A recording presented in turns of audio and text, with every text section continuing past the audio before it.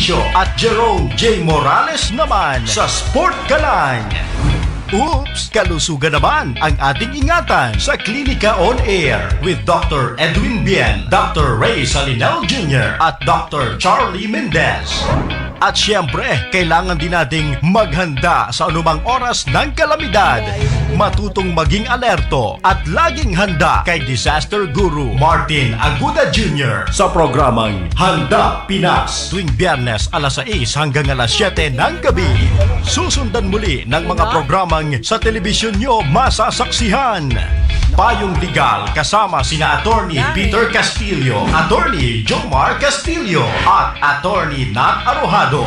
Sa alas 7 hanggang alas 8 ng gabi, susundan ni Madam Venus para alamin ang inyong mga kapalaran sa Madam V at Your Service, alas 8 hanggang alas 9 ng gabi.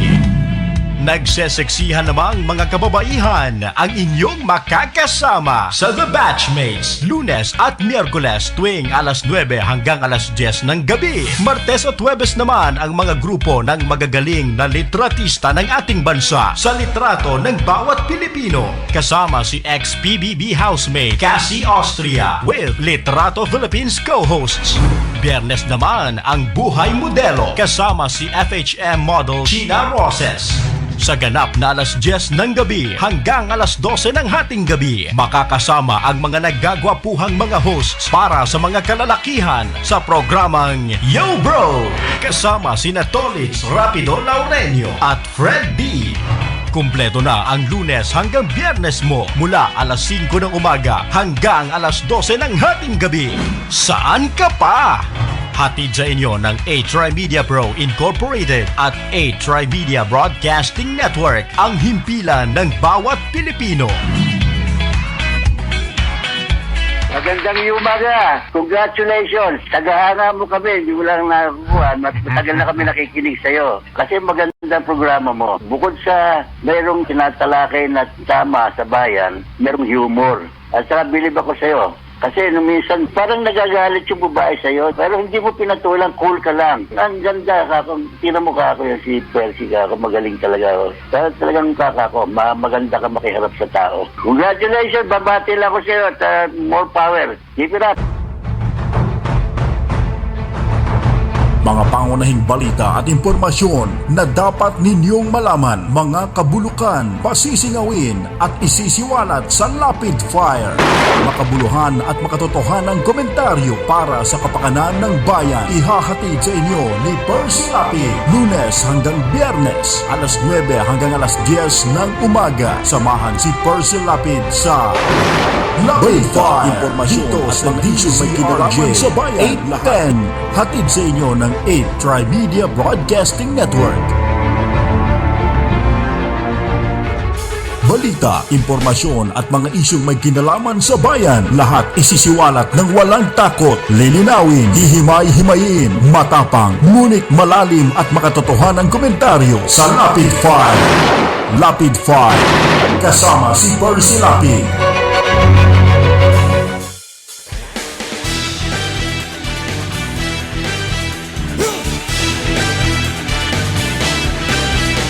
Mayulin, kami sa'yo pa rin. Sa husay mo at tapang, ikaw pa rin. Mayulin, kami sa'yo pa rin. Lungsod ng Maynila, sigaw ay Mayulin.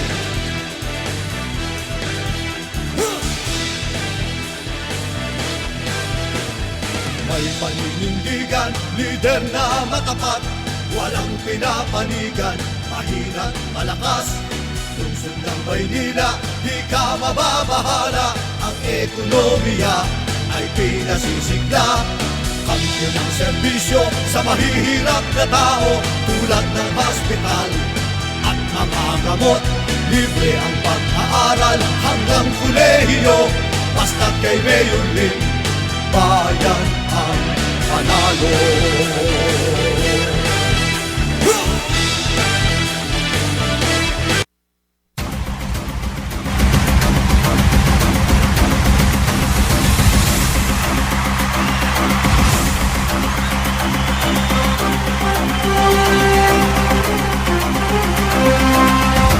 Magandang umaga pong muli mga kaibigan. Ito po si Percy Lapid. Ito naman po si Rose Novenario. Ang Lapid Fire ay napapanood na live sa Cable Link Channel 7 mula alas 8 hanggang alas 10 ng umaga, Lunes hanggang Biyernes, at sa bayang napapakinggan sa DZRJ 810 AM Radyo Bandido 8 Trimedia Broadcasting Network mula alas 9 hanggang alas 10 ng umaga, Lunes hanggang Biyernes. Peter Talastas po, kung gusto ninyo na sumali sa aming usapan, pwede ho kayong tumawag 412-0288 o kaya naman ay mag-text sa 0917-798-8910. Magandang umaga po sa lahat po ng nakikinig dito sa Lapid Fire ni Ka Percy Lapid. Ito po si Atong Ma. Tayo po mga kaibigan, sabayan na napapakinggan ngayon sa Radyo Bandido DZRJ 810. Bueno, marami tayong pag-uusapan ha. Kanina tinatalakay natin yung mga problema sa COMELEC. Ngayon naman po, itong yung balita na may mga imported cars na hindi po nabayaran ng buwis. Nako. Pinasok dito sa bansa, ipapahila daw ito ni Kim Commissioner Kim Hinares ng Bureau of Internal Revenue.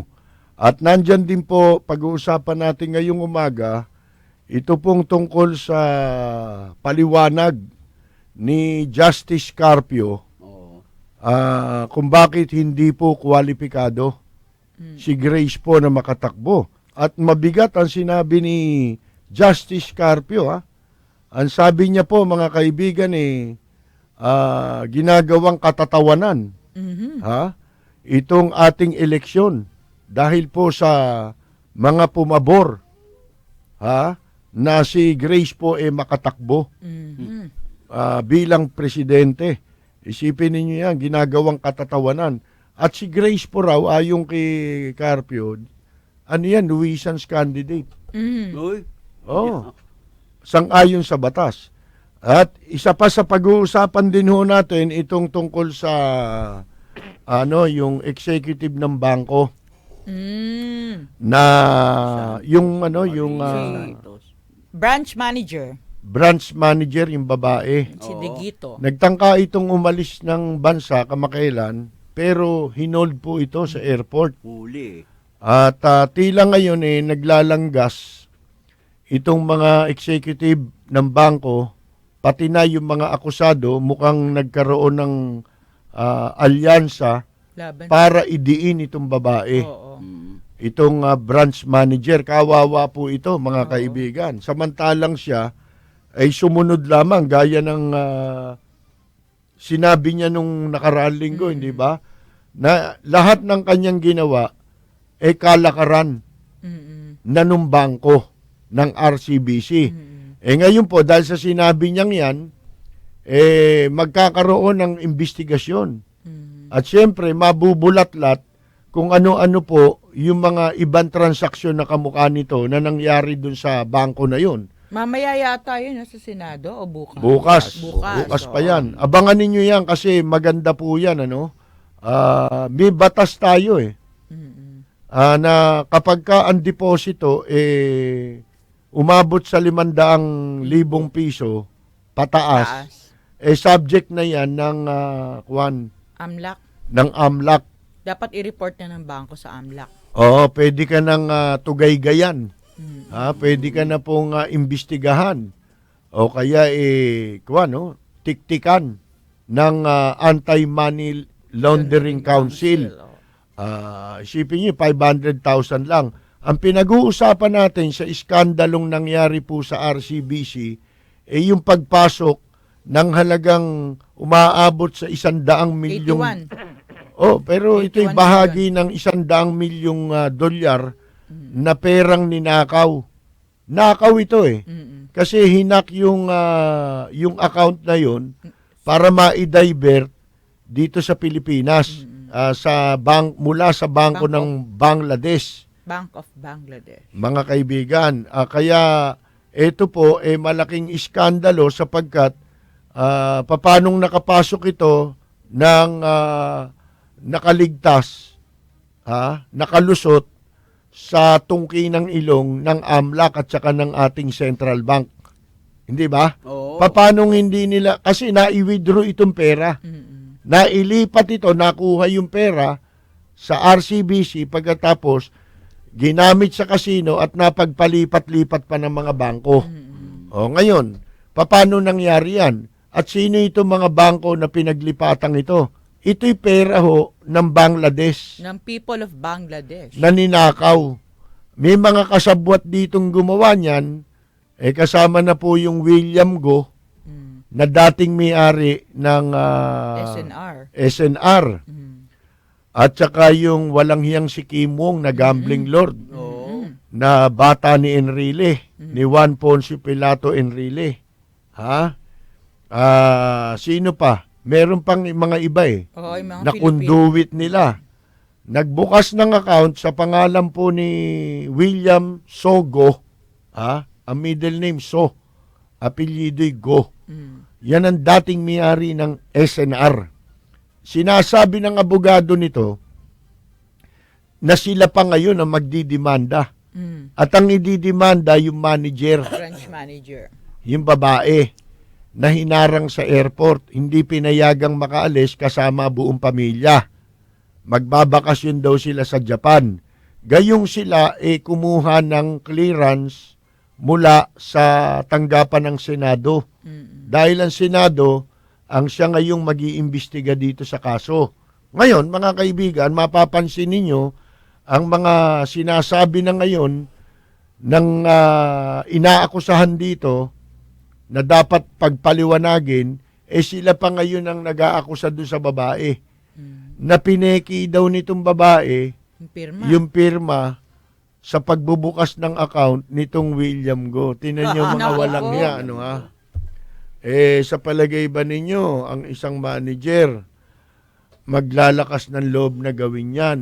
Sa isang William Go, di ba? Ano Sa yan? isang walang hiya na kilalang May brokerage daw kagalang-galang na smuggler sa custom. Smuggler yan Mga kagalang-galang kasi yan na smuggler.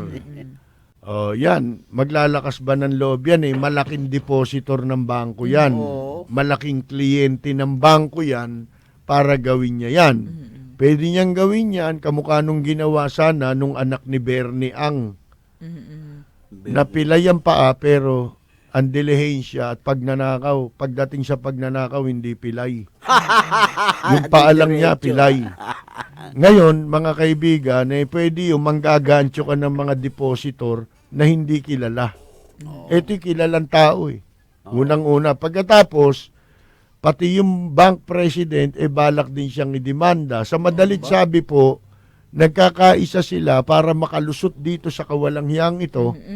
Mga kaibigan, malaking kawalanghiyang ito na ginawa nila para masira ang tiwala ng buong mundo sa banking system ng Pilipinas. Alam nila na ang gobyerno rito puro magnanakaw ang mga nakaupo, pati mga bangko rito magnanakaw rin. Sus Mario. At puro lumalabag sa batas. Yung anti-money laundering law, yan universal law yan Oo. Kung tutuusin mo, lahat ng mga bansa nakasali sa kasunduan, kung anumang kasunduan yan, mga kaibigan, kaya nilikha yung AMLAC law. Yung batas na yan. Tama. Upang sa ganon, igalang iyaan ng mga miyembro ng globalization. Hindi ba? Ganon yan Oo. mga kaibigan. O ng mga bansang kasapi na kasang-ayon sa sa batas ng mga ganyan sa kanilang mga respective countries. Pero bago tayo magpatuloy, mga kaibigan, pakinggan muna natin ito. What can you say in 1 minute? BBC Minute at 7 GMT. BBC Minute with me, Vic and Dan. It's 9:30 in the This is still a The BBC Minute is the world's news stories in 60 seconds. BBC Minute. The world in 60 seconds. BBC Minute. This is the BBC Minute. Tune in to the BBC Minute. Weekdays on DZRJ 810 AM. the voice of the Philippines. Ang balitang ito ay hatid sa inyo ng Hataw. Number 1 sa balita, basta tabloid, Hataw. Nagliliyap na mga komentaryo, maanghang na mga batikos. Ito ang Lapid Fire ni Percy Lapid. Lapid Fire.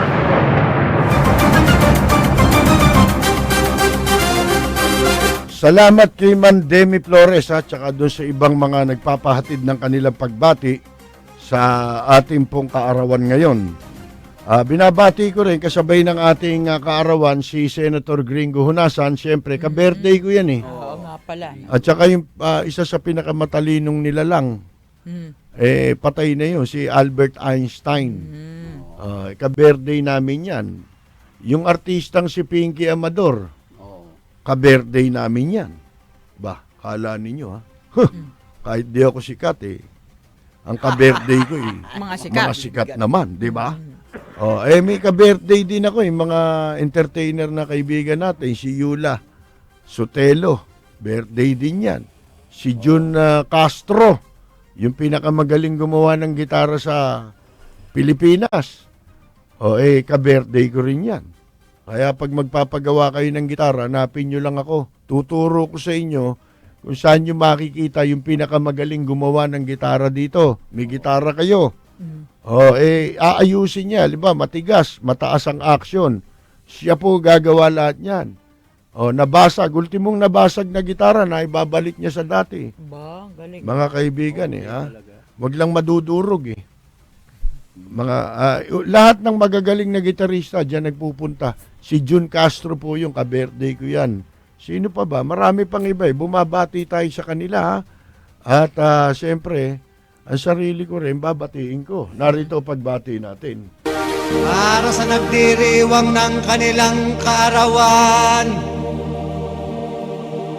Happy birthday, ang bati ko, ang bati namin sa iyo.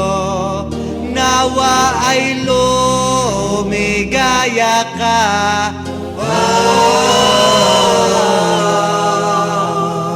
at abutin mo pa sana ang maraming kaarawan.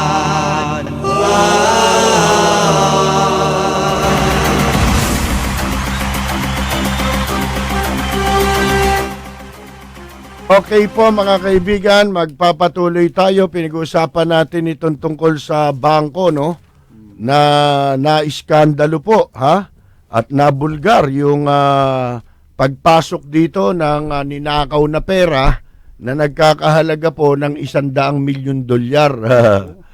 Ito po, sinasabi nung abogado nitong negosyanteng smuggler na si William Go, smuggler itong mga kaibigan Sila pa ngayon amiga ng magbanta na magdidemanda raw sila. Tsaka mo na gawin yan pag napatunayan nating hindi kayo nagnakaw. Di ba? Iunahan no? Pero in the meantime, wag nyo munang tatakban yan at wag nyo gamiting scapegoat yung babae. Kawawa. Wag nyo gamiting Paul guy yung babae. Magkakaalaman naman yan kay pagtulungan nyo yan, kay hindi, para maisalba ninyo ang reputasyon. Kung ako yung ibang bangko, pabablacklist ko na kayo. Yan munang bangkong yan until such time na maging malinaw. Bakit kaya hindi muna gawin yun? I-take over muna ng Central Bank. Wala pa naman. Wala pa Wala pa. Wala pa napapatunayan. Hindi, pero apektado ang mga bangko riyan. Basta pwede Hindi, paano yan? Pababayaan mong gumuho ang negosyo ng mga pagbabangko dito at tuluyan ng mawala. Sana kung sila lang ang magugutom. Apektado buong bansa niyan Oo. Di ba? Iniimbestigahan na ngayon ng Central Bank yan Tsaka ng AMLAC. Hindi, yung Central Bank din dapat imbestigahan. Kasi hindi sila nakaalam nito hindi nag-report yung bangko Dapat sila ang una. Hindi, dapat nire-report ng bangko sa AMLAC. Tsaka lang malalaman ng Central Bank yan. Ay ngayon, wala Sikreto, silang ginawa nila monitoring dyan, ng eh. bangko. Ginawa nila dyan, sikreto eh. Ang dali lang, ang bilis eh. Hindi nga, ito nga Kaya ngayon. holiday, Ang problema ngayon, sasaluhin lahat nitong manager ng bangko, yung babae, si Maya Santos Digito. Ha? Paalis siya nung nakarang araw eh. Friday. Friday yata yan. Hinarang siya, inupload sila eh. Yung buong pamilya niya, papunta sila ng Japan. Dito sa airport dahil raw tumakas. sabi ng immigration, may sulat daw sa kanila ang AMLAC na wag silang papayagang makalabas ng bansa.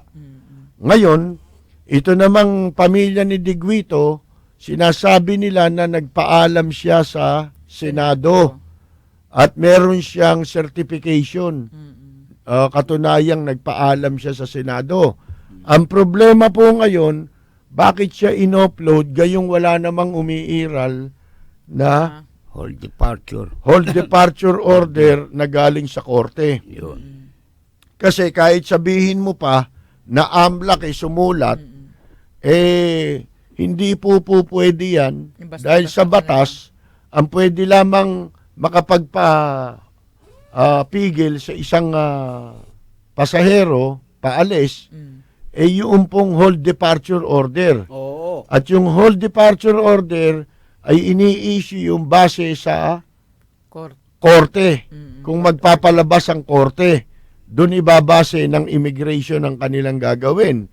Kaya itong babae, si Digito, nagsasabing magsasampa rin sila ng kaso laban sa mga immigration dahil sa kahihiyan at perwisyong inabot nila sa airport. Ngayon, labag sa batas nga naman yun. Dapat, hindi ka mapigil. Pero, alam mo naman, nung panahon ni Laylay Bilbil de Lima, Ginawa nila kay Gloria yan, di ba? pinaglaruan niya ng mga katarantaduhan sa Department of Justice. Ang daming ginawang katarantaduhan niyan si Laylay Bilbil de Lima. Isa na po yung nakaimbento siya ng anong tawag dito? Meron sila lookout bulletin. Oo, tama. Lookout. Inimbento niya yan eh. Lookout bulletin. Pero ang effect nung sinasabi nilang lookout bulletin, meron pa silang watch list. Ginawa nila ng amendment ang batas. Mahilig sa amendment to mga hayop nito eh. Akalain mo, hold departure order lang dati. Ang basihan para hindi ka paalisin. Yan. Umimbento ng lookout bulletin, umimbento pa sila ng watch list. Ngayon, pag sinabi mong watch list, lookout bulletin, wala namang value yun eh. Wala namang effect yun as far as the law is concerned. Sapagkat sila lang sumulat nun eh. Ano yan? Basta ka na lang susulat, batas na. Sino nagbigay sa'yo ng authority na gano'n? Hindi pwede yun. Na basta naisip mo, batas na. Tama. Para maging batas yan, kailangan ipasa ng Kongreso. Di ba? At pirmahan ng Pangulo. Hindi. Nag-issue lang ng sulat si De Lima, lookout bulletin tsaka watch list. Walang effect yun kung tutuusin mo ng katulad sa hold departure order para pigilin kang makaalis. Walang ganong epekto dapat yun. Bakit pinatutupad nila yung ganong epekto? Ha? Namihasa kasi nagawa kay Gloria, no? Ano? Nagawa kasi kay Gloria. Oo. Panahon nga, si Jerry Yap nga matandaan mo eh. Ayan. Inaresto sa airport. Meron siyang warrant of arrest na piyansado na eh. Piyansado na yun eh. Nandun pa Mga kaibigan. Pero sinerve eh. Di ba? Na mga walang yang taga-MPD na inutusan ni Isko Moreno tsaka ni Erap. Magnanakaw Erap Estrada, Mandarambong.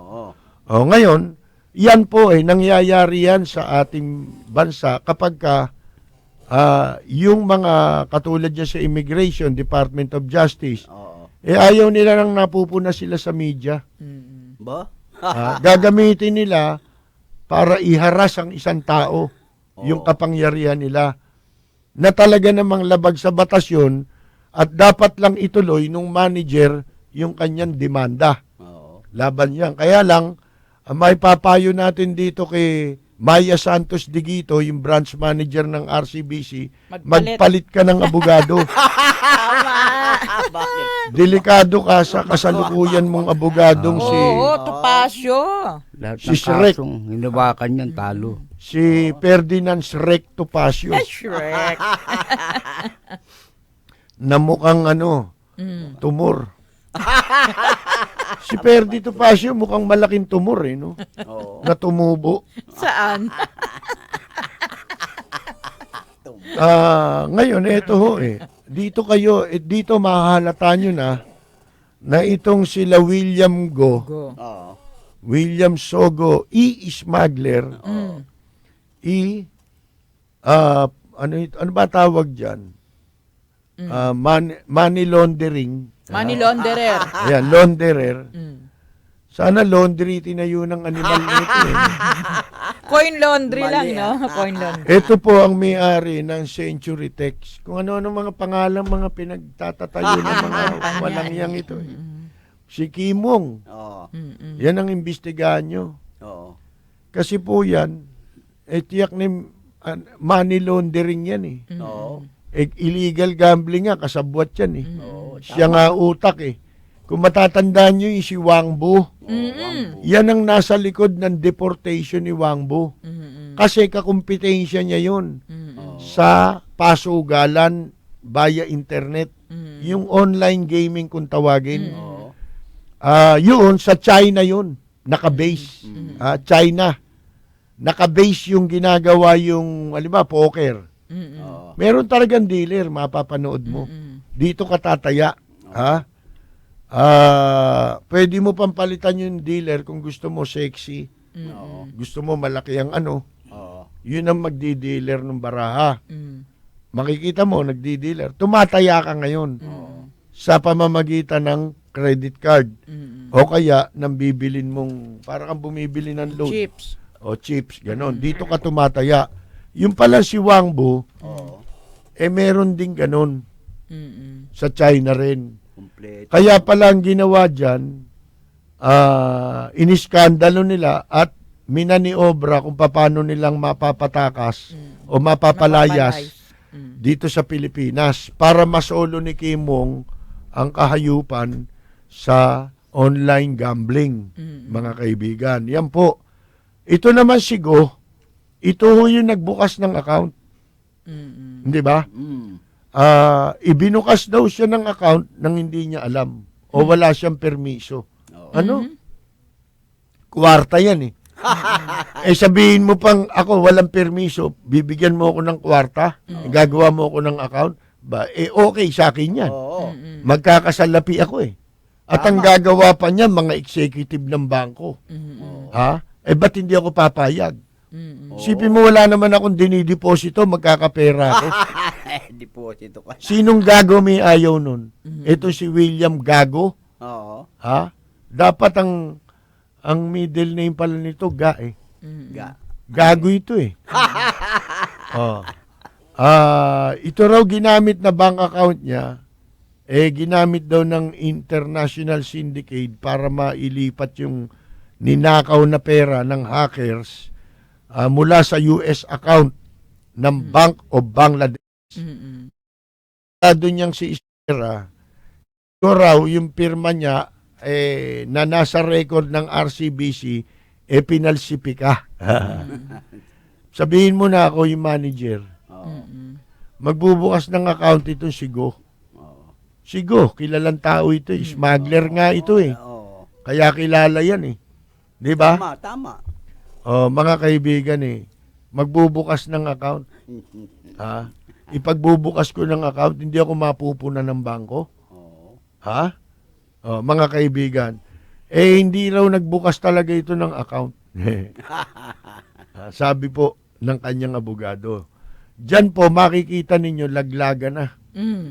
Nilalaglag nila itong manager. May Halatang branch, halata. branch manager. Hindi ba? Hindi pa ho nila inaantay yung sinasabi nilang di umano'y investigation nila, internal. Wala pang outcome. Wala pang resulta. Eto na po ang nangyayari. Diin. Ibig sabihin, mga kaibigan, kanya-kanyang ligtas na ng katawan nito at kung kinakailang idiin ang gusto itong manager, gagawin nila para makaligtas sila. Yan ang hirap sa mayayaman. Ay, nagkakamutan ng likod dyan. Matandang alibay na yan Yung pineke signature. Parang Yung mga pork senador, barrel ganyan scam lang, din. no? Oo. Oo. Para kasi Erap. Para kasi Jinggoy, si Bong Revilla, si Jose Enrile. Velarde. Oo. Pineke, matandang alibay yan. Kung si Erap nga nakapagbukas ng bank account na hindi niya pangalan pero siya pumipirma, di ba? Ang ibig lang sabihin nito, kahit po tayo may batas tungkol sa money laundering, laban dyan, sa paglalabada ng mga maruruming pera, wala rin pong bisa. Yan ginagawa lang natin sa mga taong gusto nating perwisyuhin. Halimbawa, isipin mo, 500,000 lang ang pera mo ano ka pa? Sinusurveillance ka pa. Nako po. Anong klase yan? Ba't pa ako magdideposito sa bangko kung meron akong kalahating milyon? Di ba? Itatago ko na lang. Di ba? Bahay na lang. Palibasa, wala tayong ganyang halaga. Kaya wala, mga kaibigan. Pero kung may ganyan ako, at ganyan ang batas natin, 500,000 pa lang, ini-espiya ka na. Ang dami ng kung ano-ano. Ano yan, papagurin nyo kung isa-isahin ko, bawat piso, bawat sentimo, kung saan ko, paano ko inipon yan, 500,000 lang yan. Ni hindi ako makakabili ng isang bagong sasakyan.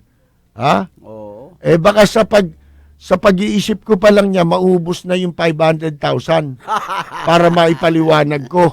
Di ba? Oo, tama. Anong katarantaduhan ito? Pagkatapos yung daan-daang milyon nakapasok dito nang hindi nabuko ng AMLAC, may lagay sa AMLAC yan. Oo. Ha?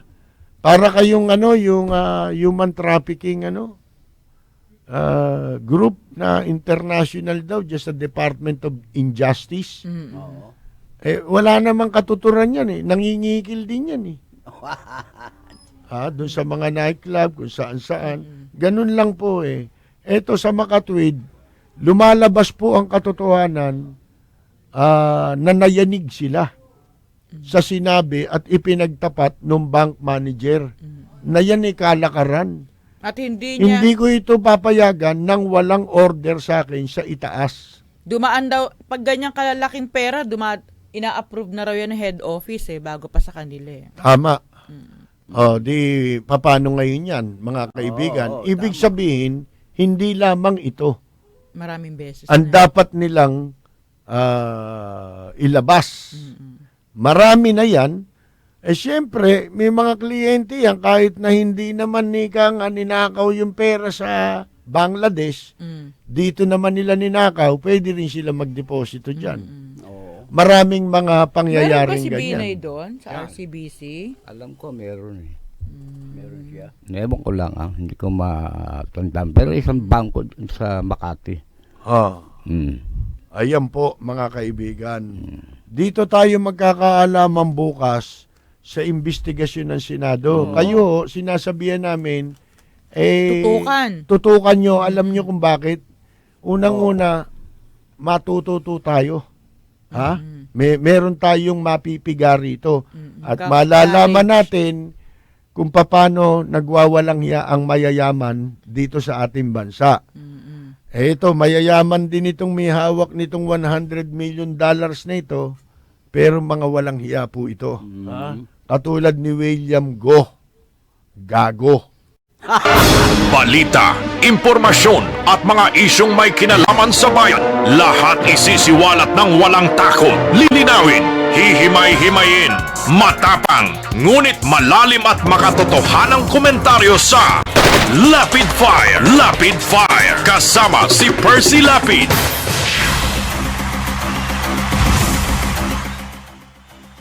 Magpapatuloy po tayo mga kaibigan. Ito namang sinasabi po ni Associate o Senior Associate Justice Antonio Carpio. Ang sabi niya ho, itong pagtakbo ni Grace po sa Pampanguluhan ay isang mockery of Philippine elections. Matindi ho yan, mabigat. Isang marahas na pananalita ito mula sa isang senior Associate Justice ng Supreme Court. Kung merong iginagalang na maestrado dyan, siya yun. Siya yung most senior, no? Sa 15 na maestrado. Ito daw pagpayag, sa kabila po ng question sa kanyang pagkamamamayan, citizenship. Ginagawa nitong laruan, ang ating national election. Sabi po ni Senior Associate Justice Antonio Carpio dun sa kanyang isinulat na dissenting opinion. Kinu-question po ni Carpio kung ito daw pong si Grace po, whether Grace po is a natural born citizen or not, was not resolved by the majority. Hindi pala na-resolve ba yun? Ng mayorya. Kung natural born Switiksen o ito'y bulok bayan. Sabi balikbayan. Sabi niya balikbayan. Ito pala'y bulok bayan. Si Grace Pue. Ang boto pala ito.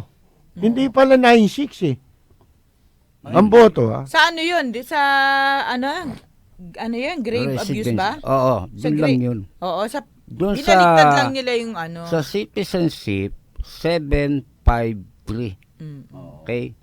Ibig sabihin, yung 3, hindi bumoto Yung 5, dissenting opinion. Yung 7, yun ang pumabor po. Pero, ang sinasabi ni Carpio, ang majority, 8. Hindi dapat na 7. Meron siyang binanggit na internal rule nila. Na ganun, no? Ang ginigit naman ni Sereno, hindi. Majority na yung 7. Dahil halimbawa niya, may nag-inhibit. Hindi nabibilangan talaga yun. Yun naman ang kanya. Pag hindi ka umabot sa 8, ibig sabihin hindi ka nanalo. Hindi ka nanalo. Yun yung internal rule na sinasabi ni Carpio. Hindi, nangyari na yan. Previously, may kaso akong natatandaan ganyan. Na ang decision, 8. 7. Hindi siya umabot sa 8. Kaya hindi siya majority. Kaya hindi panalo yung kaso. Yung isang kaso sa Supreme Court. Na kalimutan ko kung anong panahon yan Merong isang issue na ganon. Tama yung sinasabi ni Carpio. Masakit. Ang daming abogado nagsabi. Mga bobo niya itong mga abogado yun.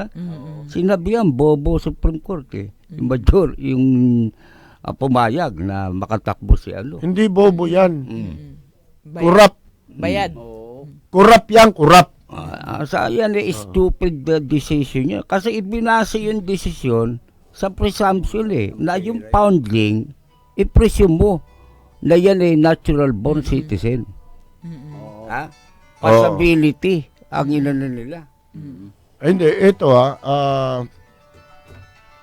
ang sinasabi po dito, mga kaibigan, ni Justice Carpio ang voting sa citizenship, 7, 5, 3. Yung 3 abstain yun, walang boto. Yung 5 ay dissenting.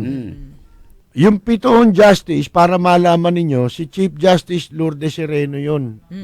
Siya yun. Associate Justices Presbyterio Velasco, E-Corruption, House of Electoral, House of Representative Electoral Tribunal, E-Palusot, para maging congressman ng anak. Si Lucas Bersamin, isa pa to, Jose Perez, Jose Mendoza, si Marivic Leonen, at saka si Francis Ardilesa. Kalain mo, napasamad. Hindi, talaga naman palang Ito si Ardilesa Dating OSG to Ito naman, dalawang maestrado, si Peralta at saka si Kagiwa, sumama ito doon sa dissenting opinion ni Mariano del Castillo. Na sinasabing ang Supreme Court ay hindi nag-rule sa citizenship issue. Ayan po. Sa madalit sabi po, mga kaibigan, ito basahin natin ang sinasabi ang mga mabibigat na pananalita po ni Justice Antonio Carpio.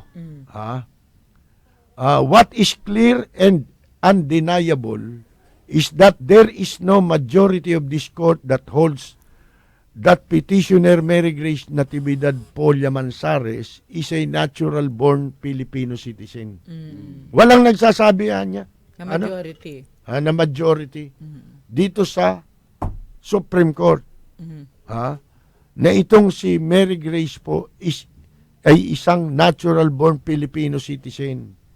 This ruling of the majority will lead to absurd results, making a mockery of our national elections by allowing a presidential candidate with uncertain citizenship status to be potentially elected to the office of the president, an office expressly reserved, by the Constitution, exclusively for natural-born Filipino citizens. Ayun Sa madaling sabi, in effect, tama tayo. Bakit inamyendahan ng mga maestradong nagsabing hindi disqualified si Grace po ang ating saligang batas? Katumbas yun ang pag-amyenda mo nga naman Binago mo ang Constitution Bakit? Kasi yung opisina na tatakbuhan mo, yung presidente, sa Constitution natin, nakareserba yan para lamang sa mga natural-born Filipino citizen. Yun. Mga kaibigan. Ang maliwanag yan, nakareserba sa natural-born citizen at hindi dun sa pinagdududahan ang citizenship. Yun. May duda ron Sinabi nila, kasi foundling Foundling, ang presumption, Pilipino. Presumption lang. Posibilidad lang. Sabi pa ni Ardelese, nung mga panahon yun, 1965 ba? 1968, 99% ang mga pinanganak dito, Pilipino. Paano mo nalaman yun? May statistics ba? At saka paano yung isang ratio, hindi mo na i-consider yun. Kung doon napunta siya, sa 1%, napunta rin si po. Eto, ang sabi ni Carpio, yun daw majority ruling, provided an anomalous situation. Anomalyang sitwasyon. Ayan na. Meron na mga pasaring ng anomaly. Anomalous Ano sa Tagalog yung anomalous? Maanomalya. Maanomalya beyond the intent of the framers of the Constitution. Mga kaibigan, Ito, the election process, sabi niya, becomes a complete mockery. Ayan. Itong proseso ng ating eleksyon, mga kaibigan, Katawa-tawa. Katawa-tawa na ito Since the electorate is mercilessly offered choices which include patently ineligible candidates. Wala daw kalaban-laban yung mga butante. Isipin mo, isinusubo mo sa butante na iboto itong mga hindi naman kwalipikadong kandidato. Isipin mo yan. The electorate is also needlessly misled. Ayan to cast their votes and thus waste their votes for an eligible candidate. Ayan po mga kaibigan.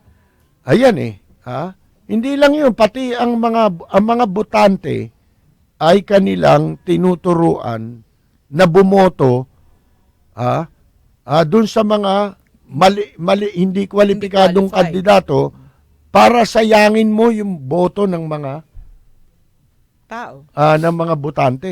Sinasayang mo.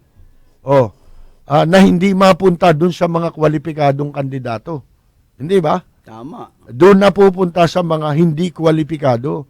Sabi rito, any person who is not a natural-born Filipino citizen running for president is obviously a nuisance Naku po. candidate. Mel Chavez ka pala. Naku. Bakit si Pagka ikaw ay hindi natural-born citizen, ang labas mo may Bisaya at saka Mel Chavez. Oo, Mel Chavez. Lalabas ka rin si Pamatong. Pamatong. Yun ang yung ika nga'y kategorya. Parang ang si Pamatong at may Bisaya. Ang pinakamababaw na desisyon ng Korte Suprema. Walang kwentang desisyon yan eh. Masyadong kalog. Parang betlog, kakalog-kalog. Walang kwentang desisyon. Merong ano yan eh. Yung section 69, ang bastos ng number nito. Kaya nga, 69. Ito yung bastos na section sa ating Omnibus Election Code, sabi ni Carpio. Yan daw, sino man na kumakandidato na hindi namang natural-born Filipino citizen, obviously, sabi niya ano yan nuisance candidate Tama. May Bisaya yan. Buti hindi niya May Bisaya. sinabing ganon. Mel Chavez. Yan ayon sa bastos na Section 69 ng Omnibus Election Code of the Philippines. Mga kaibigan. Mario. Yan si Carpio po nagsasalita niyan ito pa, dun sa sinasabing, di ba sinasabi nila nung una, ang burden of proof daw ay nandun sa nagpapile ng disqualification laban sa kanya, yung naghahabol. Sabi ni Carpio, hindi. Si Po ang dapat magpatunay ng kanyang citizenship. Bakit daw? Sabi niya, any person who claims to be qualified. Siya yung nagke-claim Na-qualified siya, kaya nga siya tumatakbo Kaya siya nag-file ng candidacy sapagkat sa paniwala niya, qualified siya. Yun yung sinasabi naman natin na ikaw yung kumakandidato Di ikaw magsabi kung qualified ka, nag-file ka, sa ibig sabihin, sa paniwala mo, qualified ka. Kaya patunayan mo. Because he or she is, among others, a natural-born citizen. Paniwala mo Citizen ka, di ba? Any doubt whether or not he or she is natural-born citizen is resolved against him or her. Kaya dapat magpatunay, katarantaduhan yung ang barde. Si Chis Escudero yata may sabi nun Sa common sense, malabo yun. Kung ikaw, hindi mo mapatunayang Pilipino ka, bakit ako ituturo mo? Hindi naman kita kamag-anak. Yung burden of proof, ganito yun. Halimbawa, inakusahan mo akong magnanakaw. Wala ka naman sinabing basihan kung bakit ako naging magnanakaw. Inakusahan mo ko at sinabi mong tahasang magnanakaw ako. Ikaw yung may burden of proof ngayon yan, pag dinimanda kita. Bakit kita ididimanda? Kasi gusto ko, patunayan mo na magnanakaw ako. Ikaw may sabi kasi. Sinabi mo yun, di ba? Halimbawa sa akin, pinaratangan mo ko, magnanakaw ka. Sabi ko naman, idemanda ito. Dinimanda kita. Ba't kita idinimanda? Para patunayan mo na magnanakaw nga ako. Saan mo ibinasi yun? Ilalabas mo ngayon, yung pinagbasihan mo, yun ang burden of proof. Kasi ikaw nagsabi. Parang Kepo, siya may sabi, Pilipino siya. Sinumpaan pa niya yun Di ba? Sa COC. Sa Makatwid, ang burden of proof nasa kanya. Kasi dugo ang pag-uusapan, dugo. Husanggini. Pagkatapos, sinasabi pa nitong mga to, may international law, tungkol sa foundling, mga ganun-ganon. Alam mo sabi ni Carpio? Hindi daw tayo kasali. There is no international treaty to which the Philippines is a contracting party which provides expressly or impliedly. Kahit impliedly. Wala. Expressly pa. Oo. Wala. Doon sa decision nila na kasama yun. That a foundling is deemed natural born citizen of the country in which the foundling is found. Wala raw nun. Wala. Kahit implied man lang, pahiwatig. Walang pahiwatig na batas na ganon, international treaty o kasunduan na pumirma ang Pilipinas. Walang ganon eh. Ano ito? Imagination nila? Ha? Imagination ito ng mga nagsasabi niyan. Ibig sabihin, kung saan daw nakita yung foundling, yun ang citizenship niya. Wala nun. Sabi ni Carpio, wala. Hindi, meron nun sa international. Wala eh. Pero hindi tayo kasali ron. Hindi tayo pumirma. Hindi tayo pumirma ron. Kaya nga, ang sinasabi nga, walang contracting party. Hindi tayo contracting party. Walang kasunduan na nakapirma ang Pilipinas sa ganoon. There is obviously no treaty. Walang tratado to which the Philippines is not a party. Obligating the Philippines to confer automatically Philippine citizenship to a foundling at birth. Wala eh. Ba't hindi tayo maniniwala kay Carpio? Batas yung mga pinagbabawal. Ang paniniwalaan mo lang yung, dahil sinabi sabi ko na nga, numbers game eh. Dadaanin ka sa katarantaduan eh. Dyan. Hindi sa batas eh. Doon sila, sabi ko na po-focus sila doon sa salitang foundling eh. Doon ang basihan eh. Dinramatize Oo. Pag foundling niya, considered national born citizen. Oo. Meron pa eh. Andun pa sa decision ha. Itsurang Pilipino niya. Mukhang Pilipino. Ang height Pilipino. Meron bang ganun ba siyan? Itsura lang. Si ano yun, di ba? Yung si OSG, no? May basihan yun. Sa comics. Walang basihan. Kung ikaw ay illustrator, pwede yun. Walang basihan ng mga kaya sa cartographic sketch, no? Ano ba itsura? I-sketch ng artist pag yun. nagdesisyon ka, batas ang pinag-uusapan. Oo. Sandali lang ha. Cheese VP Talks. Ang hindi lumingon sa pinanggalingan, hindi makararating sa paroroonan. Pagpulutan natin ng aral ng kasaysayan para hindi na maulit ang pagkakamali ng nagdaan. Cheese VP Talks. Sa ating demokrasya, ang nasusunod ay nakararami. Walang iisang taong nagmamayari ng tamang sagot at solusyon sa lahat ng problema. Dapat sama-sama. Dapat lahat kasama. Cheese Escudero, Vice President ng Gobyernong May Puso. Political advertisement paid for and by Cheese Escudero, Lyco Building, Cabildo Street, Intramuros, Manila. Nagliliyap na mga komentaryo, maanghang na mga batikos. Ito ang Lapid Fire ni Percy Lapid. Lapid Fire. Magpapatuloy tayo. Konti na lang ang ating oras, ano? Di ba, sa ibang araw, pag-uusapan pa rin natin niya. Si Tatad. Magpapile daw ng... Ang hirap kasi naman dito, yung mga gunggong na to. Kumikilos lang kayo pagka may kinalaman kayo sa kandidatong makikinabang. Pag yung interest nila nasa link. Meron kayong vested interest na tinatawag. Tulad sila Tatad, KB na yan eh. Di ba? Ngayon, ito namang imported na kotse, iimbestigahan ito, bukod sa iimbestigahan raw, sabi ni Kim Minares, pahihila niya yung mga imported luxury cars. Dahil sa ito, hindi nagbayad naman ng kaukulang buwis. Yung mga walang authority to release imported goods. Sa madaling salita, ATRIG kung tawagin. Bago ito mailabas sa Bureau of Customs. Pagka hindi ka kumuha nito sa BIR, kahit nailabas mo ng customs yan, habuling ka. Pwede. Kaya ang gagawin ni Kim Minares, sabi niya, pasensyahan na lang. Ipapahata ko yan kahit naglagay kayo sa custom. Yari. Diba?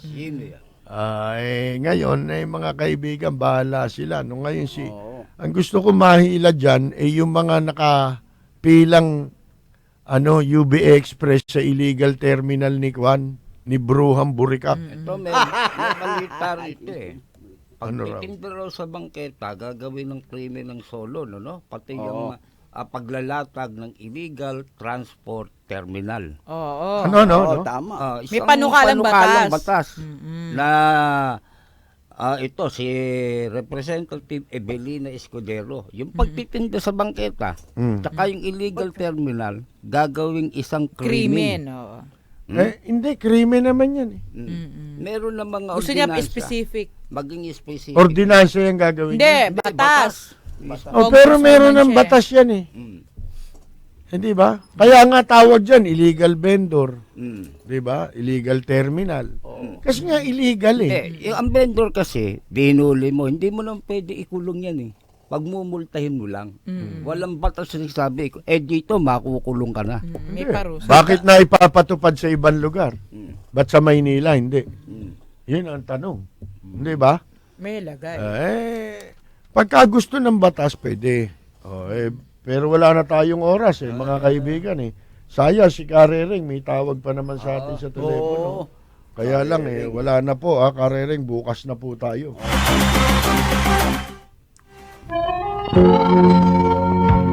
Kami po ay pansamantalang muling magpapaalam. Hanggang bukas pong muli, ito po si Rose Novenario. Ako naman si Peter Calasta. Maraming salamat po sa lahat po ng sumubaybay dito sa Lapid Fire ni Ka Percy Lapid. Dito po si atong mama, buhay po kayo. Ang pagkukunwari